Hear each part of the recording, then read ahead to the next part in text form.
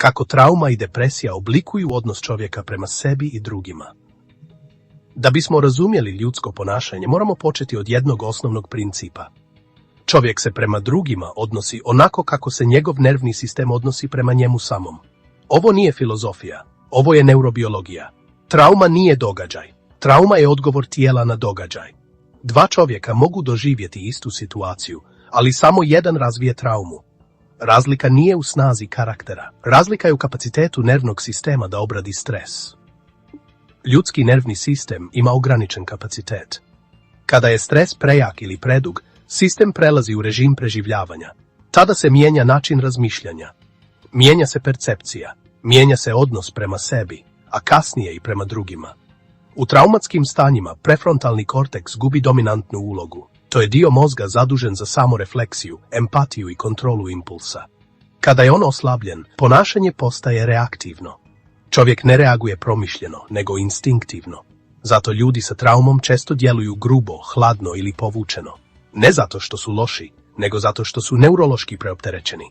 Depresija je druga faza istog procesa. Kada nervni sistem predugo ostane u visokom stresu, dolazi do kolapsa energije. To je adaptacija, ne slabost. Depresija je biološki mehanizam očuvanja. U depresiji mozak smanjuje proizvodnju dopamina. Smanjuje se osjećaj nagrade, smanjuje se motivacija. Ne zato što osoba ne želi, nego zato što mozak štedi resurse. Zato depresivna osoba ima negativan unutrašnji govor. To nije pesimizam. To je promijenjena neurokemija. Kada se čovjek loše odnosi prema sebi, to gotovo uvijek ima biološku pozadinu. Samokritika nije moralni problem. Samokritika je često naučeni obrazac iz djetinjstva. Dijete koje je raslo u emocionalno nesigurnom okruženju uči da je ljubav uslovna. Takav nervni sistem internalizira stalni pritisak. Kasnije ta osoba postaje vlastiti tlačitelj. Unutrašnji kritičar nije ličnost. To je glas preživljavanja. Glas koji je nekada služio da dijete bude prihvaćeno. Ali u odrasloj dobi postaje destruktivan. Kada se čovjek stalno napada iznutra, nervni sistem ostaje u hroničnom stresu. A hronični stres vodi ka iritabilnosti, emocionalnoj hladnoći i konfliktima sa drugima. Zato loš odnos prema sebi gotovo uvijek vodi lošem odnosu prema drugima. Ne zato što čovjek želi povrijediti druge, nego zato što nema kapacitet za regulaciju. Empatija nije moralna odluka. Empatija je stanje regulisanog nervnog sistema. Samo smiren nervni sistem može osjetiti drugog čovjeka. Trauma smanjuje kapacitet za empatiju. Depresija smanjuje energiju za odnose.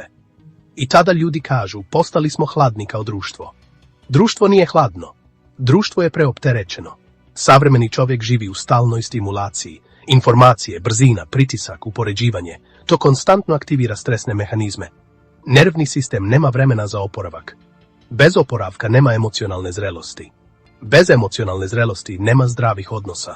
Znanost jasno pokazuje da se trauma prenosi i transgeneracijski. Ne kroz riječi, nego kroz ponašanje, kroz ton glasa, kroz odsustvo sigurnosti. Roditelj koji nije regulisan ne može regulisati dijete. Ne zato što ne voli, nego zato što ne može.